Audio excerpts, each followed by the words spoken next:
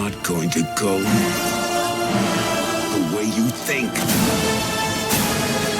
Fulfill your destiny.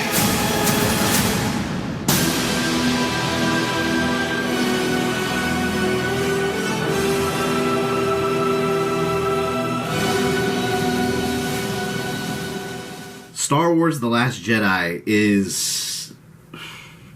wow. It's the most divisive Star Wars movie ever made. Critics love it, fans either love it or hate it, or they're somewhere in between. But before we get into it, I've got some quick housekeeping for you guys. Some of you have been messaging me asking me if I've canceled my Assassin's Creed timeline series that I'm doing. No, I haven't done that at all. I've actually been posting updates on my community tab and my Twitter, if you follow that. If you haven't, I've been sick for like a freaking week. It's taken forever to kick this cold, but my daughter had a really bad cold last weekend, and she's still a baby. She doesn't know how to cover her mouth when she sneezes, so I was holding her up like this, and then she sneezed in my face, directly in my face, open mouth and everything. I knew it was coming. In fact, here's a quick reenactment of how it went down. So yeah, I'm still getting over it. I feel like shit, but I will be working on part 4 this week, and it'll be up by the end of the week. But anyways, back to The Last Jedi. This is the hardest movie that I've ever had to review. I've never seen a situation quite like it. Do I look at it from a point of view of a movie critic or as a hardcore Star Wars fan? And among Star Wars fans, you have this subgroup of people like me that loves everything in the Star Wars universe, which is made up of Disney's canon backstories and the expanded universe of old. But then there's this other group of fans that just pays attention to what's in the movies, and they don't care about any of this outside extra content that's made. Depending on what kind of Star Wars fan you are, that's really going to cover your view on this movie. And then you have all these wild theories out there about Snoke and Rey that set up expectations for viewers already. All those theories are bound to end in disappointment. Movie studios never go with any of these fan theories. The entire situation with The Last Jedi is nuts. So I'm going to try to dissect the movie with what was given to us versus what I wanted the story to be. And as usual, there's going to be spoilers, so keep that in mind. After I saw the movie, I came home and I had to sit here and wrap my head around everything. I was actually going to watch it a second time.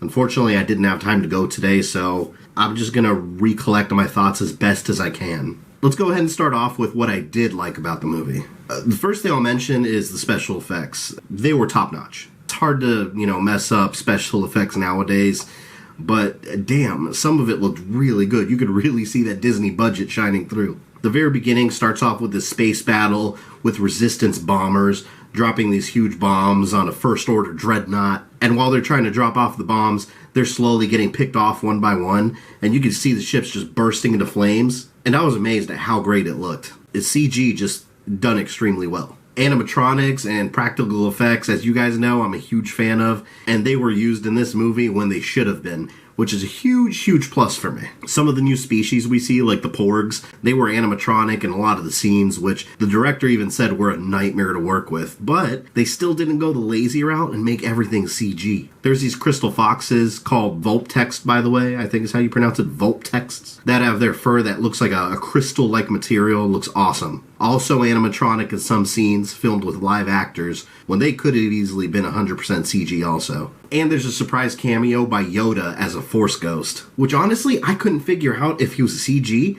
if he was a puppet, or he was a combination of both. All I can say is that he looked just like the puppet from Return of the Jedi. Facial features, movements, everything. It was so good seeing him. People in the theater were actually cheering out loud. It was awesome. So overall, I have nothing bad to say about The Last Jedi's production value.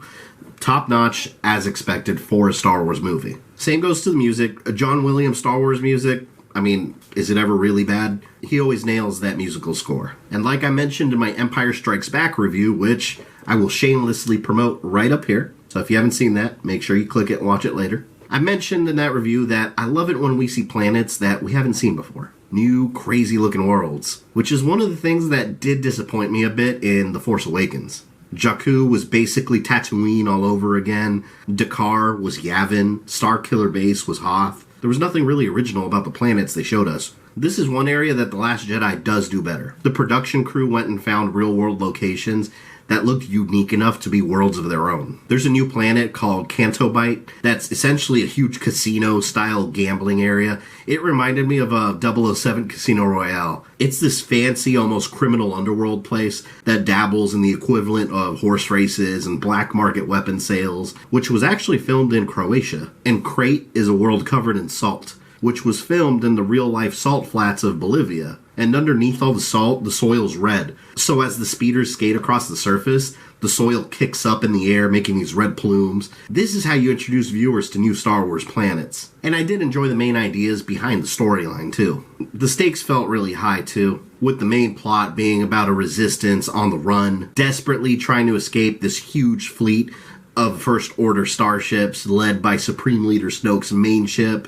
And there's multiple subplots going on with Leia trying to keep the remaining Resistance members alive, while Rey is with Luke trying to convince him to leave the planet that he's essentially locked himself away in, and at the same time trying to find her place in this whole conflict. The character development for some of the characters was also outstanding. Some of the characters. And Poe really stood out to me this time around.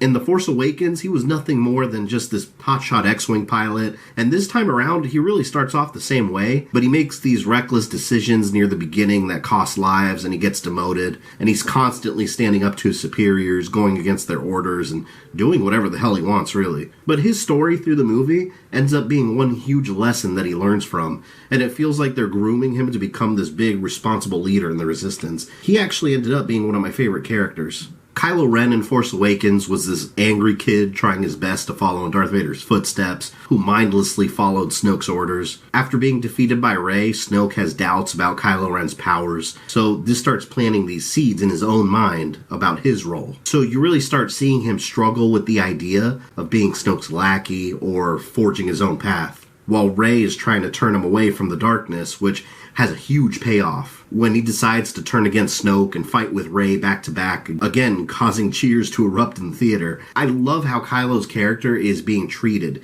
because originally I thought he was just going to be a copy and paste of Darth Vader with a whole redemption story. And that doesn't seem to be the case as far as from what I could tell from The Last Jedi. Instead of joining Rey and fighting against the First Order, he essentially just decides to take it over. So they're playing him off almost to be this irredeemable character. This character that wants to be fully invested in the dark side no matter what. And Luke even makes a comment that he can't save him. Leia mentions that she knows her son's already lost. He doesn't care about the Sith. He doesn't care about the Jedi. He doesn't care about the First Order or the Resistance. He just wants everything destroyed. He's sick of it all. Rey is as great as she was in The Force Awakens. She's a strong female character, this young girl desperately searching for answers about her past. And I like how they make her the complete opposite of Kylo Ren. She's this incorruptible force that tells Luke right to his face, I will not fail. And Luke I have mixed feelings on. So I'm going to start with what I liked about him. It's been decades since we last saw him in Return of the Jedi. Since then, he's attempted to rebuild the Jedi Order, watched it destroyed right in front of him, and he saw his nephew fall to the dark side. So he's now this old man hiding away on a faraway planet just waiting to die. Mark Hamill does an outstanding job playing a Luke Skywalker that the years have not been kind to, completely losing his faith in the Force and isolating himself away from everybody he loves. And he's terrified of the level of raw power that Rey has with such little training. So he's telling her to go away, and she's begging him to teach her. Now that about covers the major things I really enjoyed about the movie. As good as a movie can be, I feel like there's always something they could have done better. And there's some aspects of The Last Jedi that I've got some huge problems with. I do want to mention this. I understand that this is a new trilogy that's purposely trying new ideas to further the Star Wars story. You know, not limiting itself to the Skywalker saga. I get that. But at the same time, Star Wars is a universe that has become so massive over the decades. It really is much more than a movie. It surpassed being just a movie forever ago. There's so much established backstory and lore, even among the new Disney canon, which includes previous movies that I feel should be acknowledged and honored. And I think this is where The Last Jedi takes some major missteps with its story choices. Since we're on the topic of Luke already, let's continue with him. The big reveal with the connection between Kylo Ren and Luke in the movie was that Luke essentially helped create him indirectly. While he was training Kylo Ren, Ben Solo, when he was training Ben as a Jedi years before, Snoke had already entered his mind and was slowly starting to turn him to the dark side and tempt him with power. And Luke felt this within Ben, so in a moment of weakness, he decided that this dark power within Ben was growing too strong, and enters his hut, turns on his lightsaber, and decides that he needs to kill him. Now, mind you, Luke didn't actually try to kill him because he realizes it is a moment of weakness, and it's the wrong thing to do. But then Ben wakes up and looks at him, thinks his master is about to kill him, and brings the whole place down, and then joins the dark side and kills all the Jedi. So let's analyze that scenario for a minute. Ignoring outside canon, whatever. We're just talking about the movies. Luke was about to kill his own flesh and blood, his own nephew, because there was a possibility that he may turn to the dark side. Instead of confronting him and helping him sort out his feelings, he thought he was too dangerous to live. Let's take a step back to Return of the Jedi. Luke knows Darth Vader is his father. He knows this man helped the Empire take control of the galaxy, personally slaughtering many Jedi, including children. Even with all those evil deeds and that darkness that's been festering for decades within him, Luke still had this unshakable faith that he could turn him away from the dark side. That's Luke Skywalker. So why with Ben Solo, he just resort in a moment of weakness to kill him? It felt completely out of character, and it just did not sit well with me. It doesn't make sense. Some of the humor felt very awkward, out of place. Not a lot of it. It was just little moments here and there, but one major one that I hated. The movie starts off the way The Force Awakens ended, with Rey holding the lightsaber, giving it to Luke. He grabs it and he chucks it behind him and continues walking.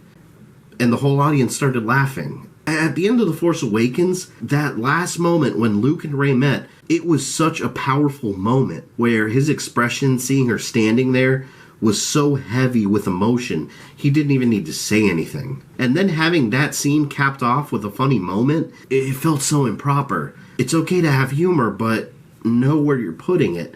I think that was the completely wrong place to try to tie something funny to make audiences laugh. The pacing of the movie felt a little bit off too. Near the middle, there were some really slow parts that kind of dragged on for me. The core of the movie has the Resistance ships being chased by the First Order fleet across space. And this basically lasts through the entire movie. Every once in a while, we cut to one of the other characters on their adventures, and then we cut back to scenes of the Resistance ships getting blown up one by one. So it's like, let's show Rey with Luke. Back to the ships. Boom, one explodes. Everyone's panicking. Cut to Finn and Rose on their little quest. Then boom, another ship blows up. Everyone's panicking again. After a while, it just became kind of silly. It became kind of a joke. And during this chase, Finn was one of my favorite characters in The Force Awakens. Seeing a stormtrooper turn into a resistance fighter and realizing everything he was raised to believe was wrong was great. In The Last Jedi, there's really no growth to be found behind his character. He goes on this entire side adventure with this new character, Rose, to find a way onto Snoke's ship. The entire mission ends up in failure, with him accidentally bringing a traitor on board and screwing the Resistance over. That entire section of the movie felt pointless, and it almost feels as if it was only there just to give Finn something to do. It just wasn't interesting. And then Snoke. Oh man, do I have lots to say about Snoke. He ended up being a throwaway character, just a complete throwaway. In Force Awakens, there was so much mystery surrounding him, this mysterious dark side user that had turned Ben Solo to his side and somehow gathered the First Order together and retaken parts of the galaxy. Who is he? How did he get so much power? What we do know is that he's existed for a long time. He watched the Empire rise and fall, so that means he was present behind the scenes during the Clone Wars and even before that. He was so powerful in the dark side that even Emperor Palpatine himself sensed his presence, coming from the unknown areas of the galaxy, and he had no idea what the hell he was. This was a being that was described as the most powerful dark side user in history, and Kylo Ren kills him easily. Now, I didn't have a problem with that specifically, because the way they handled his death was pretty cool. What I do have a problem with is how they killed him so early. This person behind all this evil, he's already gone. We still don't know anything about him. We don't know why he was so powerful in the dark side. He just is. The character of Snoke ends up just being a plot device to explain why Kylo Ren is bad. That's it. A fart in the wind in the Star Wars universe. Luke also, at the end of the movie, pulls a Yoda and he dies, disappearing into the Force, after he overexerted himself using a Force power. I did like that either. I did not like that at all. It's not just the fact that Luke died, because Han Solo died in The Force Awakens, and the way they did it was proper for the story we were trying to tell. But Luke's death felt really unnecessary. He still had so much left to do, especially after his character decides to help the galaxy. He barely trained Rey. It was more like him just giving her a couple of lessons about the Force and then running away afraid of her power. All the trailers and the way the story was headed painted this like it was going to be some kind of deep master-Padawan connection with him, teaching her how to control her powers. And I'm not saying that's necessarily the way I needed the story to go. That's the way they really advertised it. Everything just kind of amounts to Luke pulling off one stunt to help the Resistance escape, and then he dies, leaving Rey alone to figure out her place in the universe, leaving her in the same exact position as before the movie even started. So what was the point? Luke's death felt like the movie studio doing something just for shock value versus good storytelling. It wasn't a death that was earned, not yet, but they went ahead and pulled the trigger on that. My number one biggest issue with the movie's story choices was Rey and her lineage. Hear me out. Because I know there's a million fan theories out there, and everyone's got their favorite. I personally thought it would have been the best thing to do to make her a Skywalker, but I never put my allegiance into any fan theory specifically. At the end of the day, they're all just fan theories. No studio's going to pay attention to fan theories. I just wanted the explanation behind her lineage and her powers to make sense. Within the confines of the Star Wars universe, it doesn't make sense. Now, assuming it is the truth, it's revealed that her parents, they're nobodies. They were just junk traders with no Force powers. They're literally nobodies. And I get why this was done. They wanted to push the idea that anybody can be a Jedi. Anybody could be strong in the Force. Ignoring all the canon outside the movie information, it goes against everything the movies themselves have established. In the canon universe, yes, everyone can use the Force to an extent. However, some people are born more sensitive to the Force than others. This has been shown time and time again, with the Jedi taking Force-sensitive children to train versus just training anybody. Everyone could tap into the Force at some level, but not everyone could become this powerful Jedi. And Rey has this amazing power for some reason, just because. One of the best theories out there that actually did make sense was that Rey was a child of the Force directly, just like Anakin was. Anakin was a virgin birth. He had no father. It was a very Christ-like story. The reason Anakin was so powerful was because he wasn't a normal human being. He wasn't a normal Jedi. He was something very supernatural that was created directly by the Force. And that's why he had these abilities and this unimaginable power. So that's why I say it would have made perfect sense if this was Rey's storyline also. If she was actually some kind of child from the Force, that explains her sheer level of power. It goes right in line with what the movies would have established. They could have done anything else, and I probably would have been okay with it. I just want it to make sense. Instead, she's powerful just because. And on a more important level, think about this. This all makes the Skywalker role in the entire Star Wars universe almost meaningless. Now anyone could be a powerful Jedi? And the Skywalker bloodline was meant to balance the Force, bring peace to the galaxy, something established within the movies themselves for years. You don't even have to look outside the movies for this information. But now if you think about it, all the Skywalker family has ever done is cause trouble. A Skywalker killed all the Jedi, a Skywalker helped the Empire build its power, which, by the way, the Empire inspired the First Order. A Skywalker indirectly created Kylo Ren, who is now the leader of the First Order, and a non-Skywalker is going to fix it all now. The Skywalkers are now the real villains of the Star Wars universe. Let that sink in. You see the problem here? I don't want this review to come off like I hated The Last Jedi. And that's why I'm so torn with this movie. Because I enjoyed it. And it had that huge epic space opera feel that every Star Wars movie should have. And for some fans, this might not matter, but for fans like myself, it matters greatly. They take a lot of this established lore, and they just take away a lot of what make the Jedi special. And I think that was purposefully the intent of the movie, to kind of turn everything upside down and make it a different story that we haven't seen before, but I find it a lot less interesting. And it's not finished yet. We still have episode 9 coming out, so it's possible that we might get answers to some questions that are still lingering. It might be possible they might go back on some of the decisions they made in this movie. But we don't know until episode 9. Only time's going to tell what the future of the Star Wars movies holds. But make sure you join me this Christmas when I review the legendary Star Wars Holiday Special. And if you enjoyed this review, leave me a like and a comment down below. I really want to hear what everyone thought about The Last Jedi, because I've heard very mixed things, especially since I have my own mixed feelings internally. I would love to have a discussion with you guys about this, so comment down below. Don't forget to subscribe, and don't forget to follow me on Twitter. This is Fabian. I love you guys, and I'll see you next time.